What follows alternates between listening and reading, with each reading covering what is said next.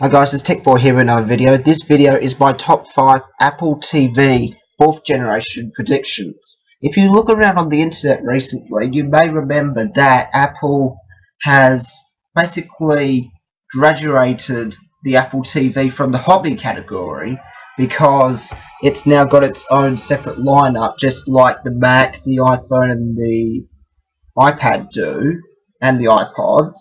It's got its own separate division now, which is a massive hint as to there being a new update for it within the coming months. And they haven't made an update to the Apple TV in quite a long time, because the second generation was a massive change from the first. The third generation was basically the same as the second, except they added the ability to stream and broadcast in 1080p, and that was all the changes really were. But I'm expecting a lot more changes in the 4th generation of the Apple TV, mainly because they haven't done it in such a long time, and you'll see why when I go through this video. So let's get into it. At number 5 we have 2 models. Now you're thinking, what the heck, 2 models? What I'm trying to say is that they're going to have one for attaching to a TV via HDMI, like the 3rd generation currently is, like the top image in the screen at the moment. And then Samsung, when they brought out their smart TVs recently, they introduced this whole integration box thing called an Evolution Kit. So basically you buy the panel with an Evolution Kit, and then when future Evolution Kits come out, whether they be faster processors, whether they've got more inputs, more power, more features, stuff like that in it, it's just a matter of changing a little box on the back of it, so you don't have to buy a whole new panel. I could see this happening as Apple could sell an Apple TV set, which is a panel, so like the display that you actually look at, where you connect the box to the back of it, but you could like slot it in at the back like the image shows on the bottom right here. And it will make it for easy upgradability. So if you buy the 1st generation of the Apple TV set, you're probably going to remain up to date for at least 3, 4, 5 years. The only reason to then upgrade to a whole new Apple TV set would be a further increase in resolution on the panel itself. So it's just a thought I came up with when I was making this video, and maybe they'll make 2 models, maybe not, mainly because I was running out of ideas to make up 5. At number 4 we have upgraded internals. So what I'm expecting to come in the Apple TV 4th generation is the A7 processor, which is upgraded from the A6, I believe. More built-in storage, making it a 32GB model only, because there's 8GB in the 2nd and 3rd generation, but there's 32GB potentially in the 4th generation, and you'll see why in just a moment. 802.11ac for 3 times faster Wi-Fi performance, if your internet service provider, or ISP for short, provides those speeds for smoother streaming of video content through the internet. At number 3, we have 4K support. What I'm basically saying by 4K is 4 times the resolution of Full HD, which is 1080p. So they're going to do that by building in support for HDMI 1.4, which is the standard for 4K displays, Ultra HD TVs, 2160p, whatever you want to call it, as shown in the Mac Pro, the one that looks like the black cylinder. So 4K or Ultra HD TV or 2160p has a resolution of 3840 pixels by 2160. So that's 3840 left to right, 2160 top to bottom. Each of those numbers are double what Full HD is, which is most likely the TV you have in your home these days, because that's the standard as of these times, because 4K is only just coming out. Because it will make the device more future-proof for when it comes to having 4K video content on iTunes, and for when everyone purchases 4K and Ultra HD TV displays, they won't need to push out another update, so it would already be built in, ready to go when the technology comes to stream such a high resolution over the internet or via the new codex H.265 or whatever that's coming out soon. And number 2, we have TV channels integration. And when I say this, everybody's thinking cable TV box integration is going to come in, which I personally think will come.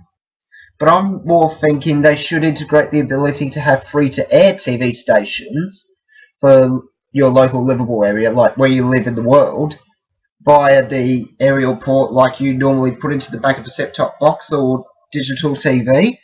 You'd put that in the back of the Apple TV unit itself to get your channels through there. And by doing that, you'll have a whole new user interface of which you will be able to interact with, which will hopefully be the biggest selling point of the Apple TV, is the whole new user interface with all the channels and all of that.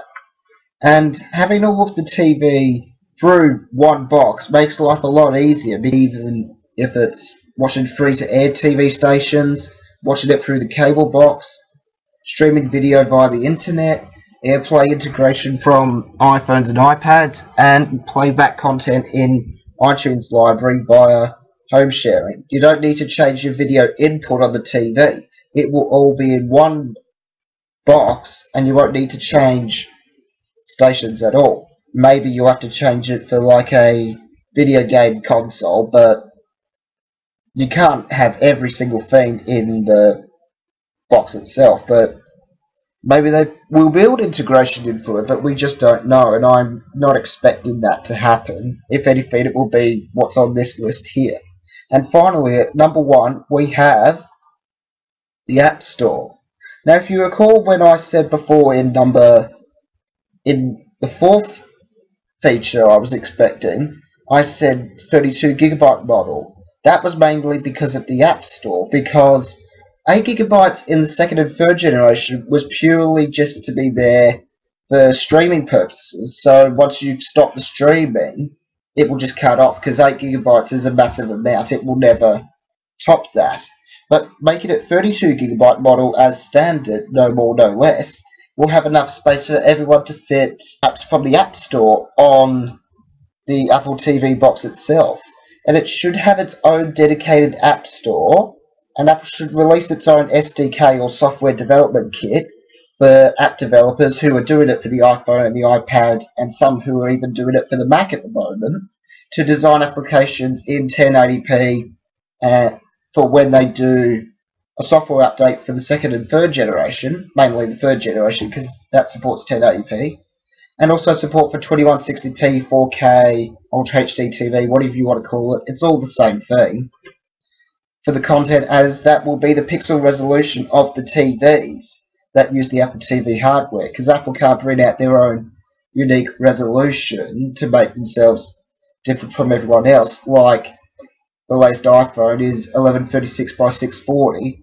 No other smartphone out there that I'm aware of has that resolution. That's an example of Apple being unique. But going into the TV market, they're going to have to go with the universal standards to make it easier and more compatible with all the other TVs that are out there at the moment. And then Apple should release new APIs for developers to make iOS apps that support MFI, which is made for iPhone controllers. They're like Bluetooth controllers you can physically attach or Bluetooth it to an iPhone or iPad. But I'm mainly thinking mostly on-screen controls. So if you're doing like a game like Real Racing 3, you can stream the image that would normally be on the iPhone or the iPad up onto the TV, but the controls and how they were subtly on the screen when you control them, that will still be on the iPads or the iPhone's display for compatibility that way. So I really do think that there's going to be a whole other gold rush when it comes to the App Store on the Apple TV, and I really hope they do launch it, and obviously providing they can come up with a good marketing campaign as to why you need it, it will be a huge success. So that's it for now. Thank you very much for watching. The question for you, the audience, is if the Apple TV 4th generation had all of the features that I just mentioned throughout this video, what would you pay for it? Now, in consideration, the current Apple TV is $99 US or 109 Australian dollars, recommended retail price. I personally think if they're going to add all of these features to it, some of them be more unique to the 4th generation, since they won't be as valuable to a 3rd generation if they're updated. The App Store could definitely be done via software update, but there could be other things like 4K support and more storage and all that. I'm personally thinking $199 would be still a bargain with all those features included. So what do you think it will cost? Let me know in the comment section below if you have a YouTube account, or if you have a Google Plus account, which I don't know if many of you do. You can let me on there through this video. And if you enjoy this, please give it a like, and if you choose to, subscribe to my channel, but only if you want to. And until next time, thank you very much for watching, and I will catch you later.